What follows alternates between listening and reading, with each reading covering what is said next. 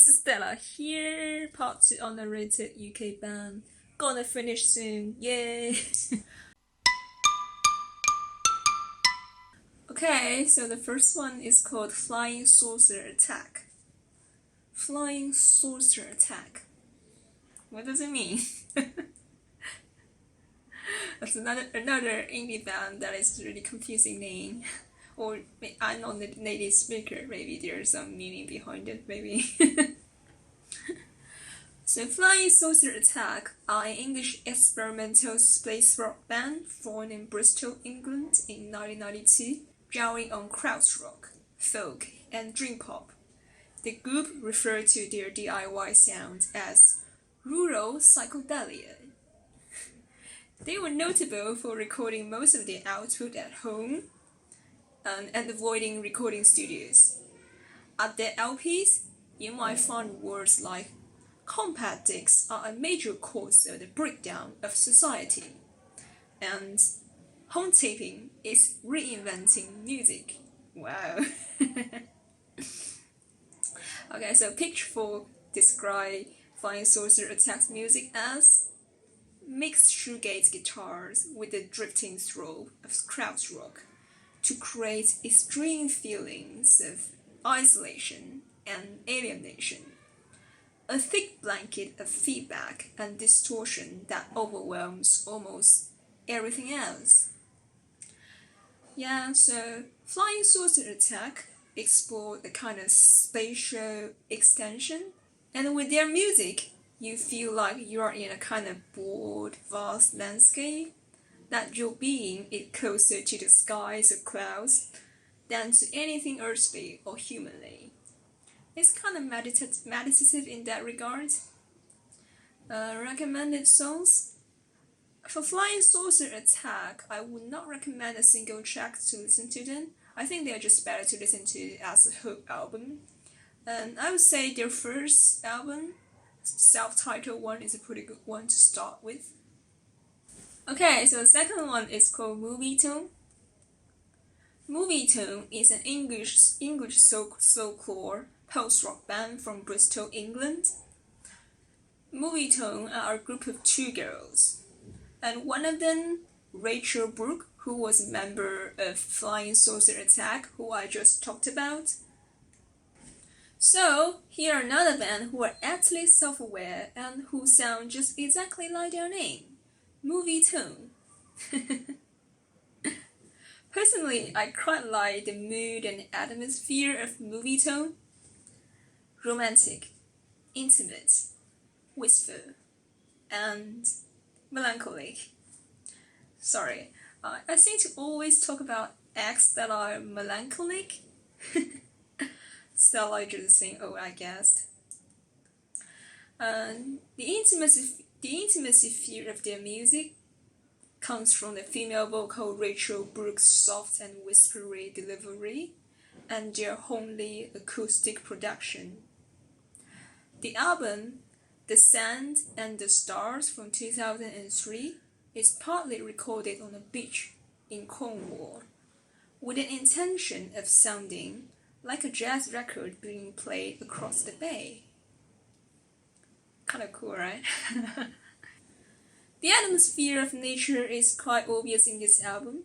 Hazy, misty ducks by the beach, breeze blows over lovers here, of whom are cuddling on the rocky cliff by the Atlantic Ocean. Movietone always evoke images of ocean in my mind in the most tender way. Recommended songs: In Mexico, Ocean Song, Hydra. Okay, so the next one is called Broadcast. I think they're also fairly famous. I'm gonna list them here anyway. Broadcast were an English psychedelic pop, avant pop band formed in Birmingham in 1995. Fact magazine described Broadcast music as blending pop songcraft and experimentally minded electronic music into a contemporary blend of psychedelia. Broadcasts are heavily influenced by the 1960s American psychedelic music scene, using many of the similar electronic effects. The band were also known for using samples taken from both library music compilations and real live field recordings. Their 60s retro futurist psychedelia often reminds me of Kubrick's movie 2001: Space Odyssey. Broadcast released 3 studio albums. The first one is called The Noise Made by People. Second one, Ha Ha Sound, from 2003. And the third one is called Tender Buttons from 2005. Okay, so recommended song of Broadcast.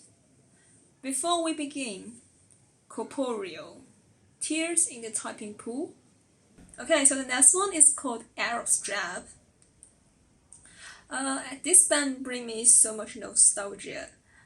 Back in high school, me and the mates used to exchange CDs, and Arab Strap were one of them.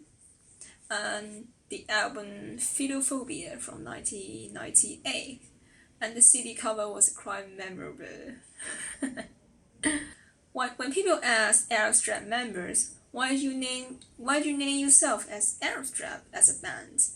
And Malcolm Middleton from Arab Strap said, because it sounds like an interesting name. And also Malcolm Middleton said, sex and death seem to be my eternal struggles. So, Arab Strap are an indie rock band formed in 1995 from Falkirk, Scotland. Arab Strap's music featured honest narratives about sex and drugs, spoken or sung in a thick Scottish accent, backed by drum machines, electronic loops, and sparse guitar melodies. If using one word to describe Arab Strap, I would use the word hangover. And I quite like Aidan Murphy's deep, nasal, mumbly vocal, and I have always loved music with a deep vocal. Vocalist Aidan Murphy told of his heartaches, confessions, and desires about his life with a thick Scottish accent. So Arab Strap said, there was a glossy sheen to a lot of Britpop stuff, and we were more down to earth. We were more like the Shies walking home alone after the party. Recommended songs: Cherubs, The First Big Weekend, The Shy Retire. Okay, so the final band of the 10 underrated UK band series is called The Clientele. The Clientele are an indie pop band based in London, UK. When searching about the Clientele's information, I came across their Twitter account. And their Twitter account introduction says, the invincible crystalline sound. And I was just amused by their confidence. When self-deprecation is almost a receipt in the indie music world, confidence is so rare that it has an amusement function. The Clientele members, Alastair MacLean and James Hornsey, began collaborating musically while at school. After MacLean saw that Hornsey had written the name of the band Felt on his pencil case. Kinda cute, right? So in the 10 underrated UK band part 1, I talked about the 80s indie pop band Felt. It's hard not to see why they bonded with each other by the band Felt, because they are both poetic, sentimental, English indie pop. The Clientele's music is famous for its reverb-rich production and MacLean's distinctive breathy vocals and jangling guitar playing. The reverb is partially in tribute to the AM radio production in the 1960s.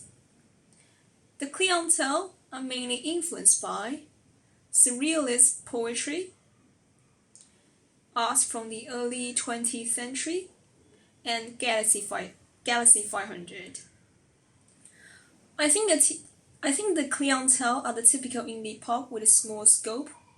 By small scope, I mean they do not talk about politics, world peace, or other big controversial topics. The clientele are small scope in that they draw inspiration from the day-to-day visuals, such as rains, lights, roads, and shadows. The clientele created a beautiful, lonely, dreamy world on their own. Their capture of musical poetry in our surroundings can sensitize us and inspire us the way we see the world, just like paintings do. Maybe you don't need to go to Santorini or Iceland to be inspired, but rather just look at the dustbin and marks at your building. And then take a second look at the dustbin's silhouettes. You might just take an inspiration from it. And if you don't feel inspired by a dustbin, no worries, because you're on the clientele anyway. Because you're the boss. Recommended songs? I had to say this. I want you more than ever. I can't seem to make you mine. Okay, so that's about the end of 10 underrated UK band series. Also, I had just finished 10 underrated American band series. Maybe I can give some thoughts to these two lists. So I honestly feel that they are a bit limited in terms of era and genre. Like most of them are like a guitar rock from the 80s and 90s. Yeah, so it's kind of limited. And I would like to cover more things about music from different nationalities, different races. And also, it seems that the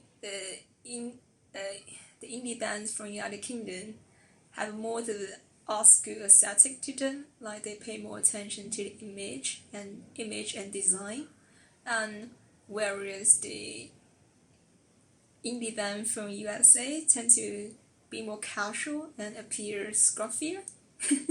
I think probably it's a cultural thing. Yeah.